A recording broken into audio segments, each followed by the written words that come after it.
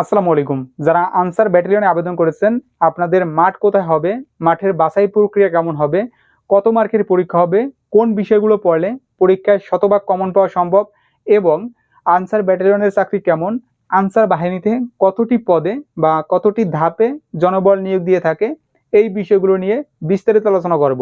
তাই অবশ্যই ভিডিওটি সম্পূর্ণ দেখবেন, তাহলে আপনি আনসার বাহিনী সম্পর্কে একটা ক্লিয়ার ধারণা পাবেন। আনসার বাহিনীতে সাধারণত 5টি ধাপে জনবল নিয়োগ দিয়ে থাকে। তো আমি সর্বনিম্ন স্তর থেকে শুরু করব। তো আনসার বাহিনী হচ্ছে সম্পূর্ণ একটি বেসামরিক বাহিনী। এটি সামরিক বাহিনী না বা আধা সামরিক বাহিনীও না। এটা সম্পূর্ণ বেসামরিক বাহিনী। এটি বাংলাদেশ সরকারের স্বরাষ্ট্র মন্ত্রণালয়ের অধীনে পরিচালিত হয়। আনসার বাহিনীর মূলত কাজ হচ্ছে শান্তিকালীন সময় দেশের অভ্যন্তরীণ নিরাপত্তা দেওয়া, দেশের মানুষের জানমালের নিরাপত্তা দেওয়া। তবে যুদ্ধকালীন সময় সরকারি নির্দেশক্রমে তারা যুদ্ধে অংশগ্রহণ করে থাকেন অন্যান্য বাহিনীর সঙ্গে। তো আনসার বাহিনী কিন্তু বেশ কতগুলো পদ আছে, ধাপ আছে। তো আমি সর্বনিম্ন স্তর থেকে শুরু করব। সর্বনিম্ন স্তর হয়েছে সাধারণ আনসার। সাধারণ আনসার জেএসসি পাশে মানে অষ্টম শ্রেণী পাশে আবেদন করতে পারেন এবং বছরের একটা নির্দিষ্ট সময় তাদের নিয়োগ করা হয়ে থাকে, যেমন নির্বাচনের সময় বা পূজার সময়, ঈদের সময় এরকম। তবে নির্দিষ্ট একটা সময়ে তারা কিছু অর্থ পেয়ে থাকেন। অষ্টম শ্রেণী পাশে আবেদন করতে পারে, তাদের 2 সপ্তাহ প্রশিক্ষণ দিয়ে থাকে। তারা কোনো অস্ত্র প্রশিক্ষণ পায় না। তাদের আনসারের নিয়ম নীতি বা তাদের কার্যক্রম নিয়ে বিস্তারিত বুঝিয়ে দেওয়া হয়। আর একটা হচ্ছে 21 দিনের প্রশিক্ষণ পেয়ে থাকেন, তারাও সাধারণ আনসার। তবে তারা অস্ত্র প্রশিক্ষণ পেয়ে থাকে। তারাও নির্বাচনীয় এলাকায় দায়িত্ব পালন করে থাকে। পূজার সময় তারা ডিউটি করে থাকে, ঈদের সময় বা গুরুত্বপূর্ণ সময় তারা নিয়োগ পেয়ে থাকেন। দুটো সাধারণ আনসার। তারপর আরেকটা হচ্ছে answer BDP, village defence party. তারা 3 মাসের প্রশিক্ষণ পেয়ে থাকে। তারাও অষ্টম শ্রেণী পাশে আবেদন করতে পারে। তবে সেটা খুবই ভালো মানের চাকরি এবং তারা সেটা অস্থায়ী চাকরি হলেও তারা প্রতি মাসে বেতন পেয়ে থাকেন এবং তারা সারা বছর ডিউটি করতে পারেন। আগে ছিল 5 বছর চাকরি করার পরে 2 বছর রেস্ট, 2 বছর কোনো বেতন ভাতা পেত না।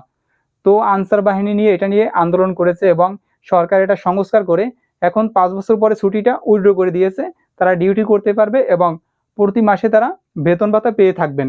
তো খুবই ভালো মানের চাকরি এবং এই আনসার ভিডিপি তে জয়েন করার জন্য হাজার হাজার ছেলে মেয়ে চেষ্টা করতেছে। তারপর হচ্ছে আনসার ব্যাটালিয়ন। তো আনসার ব্যাটালিয়নের চাকরি খুবই ভালো চাকরি। আনসার ব্যাটালিয়নে এসএসসি পাশে নিয়োগ করা হয়ে থাকে। আনসার ব্যাটালিয়নের চাকরিটি হচ্ছে 17তম গ্রেডের চাকরি। বেতন ভাতা সুযোগ সুবিধা খুবই ভালো। যেমন পুলিশ কনস্টেবলের চাকরি 17তম গ্রেডের, সেনাবাহিনীর সৈনিক পদের চাকরি 17তম গ্রেডের, বর্ডার গার্ড বিজিবি সিপাহী পদের চাকরিও 17তম গ্রেডের চাকরি এবং এই আনসার ব্যাটালিয়নের চাকরিও 17তম গ্রেডের চাকরি। তবে আনসার ব্যাটালিয়নে যারা আবেদন করবেন এবং যারা চাকরি পাবেন তাদের অস্থায়ীভাবে নিয়োগ করা হবে। চাকরি করার 2 বছর পরে চাকরিটি স্থায়ীকরণ করা হবে। মানে প্রথমে অস্থায়ীভাবে নিয়োগ পাবে, তারপর 2 বছর চাকরি করার পরে আনসার ব্যাটালিয়নের চাকরিটি স্থায়ীকরণ করা হবে, মানে সরকারিকরণ করা হবে। তবে বেতন ভাতা সুযোগ সুবিধা খুবই ভালো। আর আনসার ব্যাটালিয়নের মূল কাজ হচ্ছে দেশের অভ্যন্তরীণ নিরাপত্তা দেওয়া, দেশের মানুষের জানমালের নিরাপত্তা দেওয়া। অনেক সময় দেখা যায় এদের পাহাড়ি অঞ্চলে দায়িত্ব পড়ে থাকে, পাহাড়ি নিরাপত্তা দিয়ে থাকে এবং অনেক সময় দেখা যায় যে মোবাইল কোর্ট পরিচালনা করে ম্যাজিস্ট্রেট, তাদের সঙ্গে 4-5জন আনসার সদস্য থাকেন। তো বেতন ভাতার সুযোগ সুবিধা কিন্তু খুবই ভালো। তো আনসার বাহিনীর আর একটা ধাপ আছে বা পদ আছে, সেটা হচ্ছে উপজেলা আনসার প্রশিক্ষক প্রশিক্ষিকা। তো এটা খুবই ভালো মানের চাকরি, উপজেলা আনসার প্রশিক্ষক প্রশিক্ষিকা। এটা এইচএসসি পাশে নিয়োগ করা হয়ে থাকে এবং 2 বছর পর পরে নিয়োগ দিয়ে থাকেন উপজেলা আনসার প্রশিক্ষক প্রশিক্ষিকা পদে। তো সেটাও আপনারা আবেদন করবেন যদি আপনারা সামনে সুযোগ পান। তবে যারা আনসার ব্যাটালিয়নে আবেদন করেছেন তারা সর্বোচ্চ চেষ্টা করেন আপনাদের স্বপ্ন আপনাদের পূর্ণ করার, কারণ খুবই ভালো মানের চাকরি।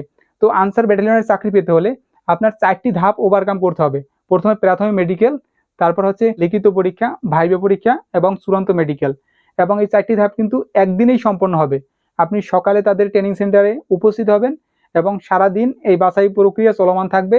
সন্ধ্যার মধ্যে তারা চূড়ান্ত ফলাফল ঘোষণা করবেন, যারা চূড়ান্তভাবে সিলেক্ট হবেন।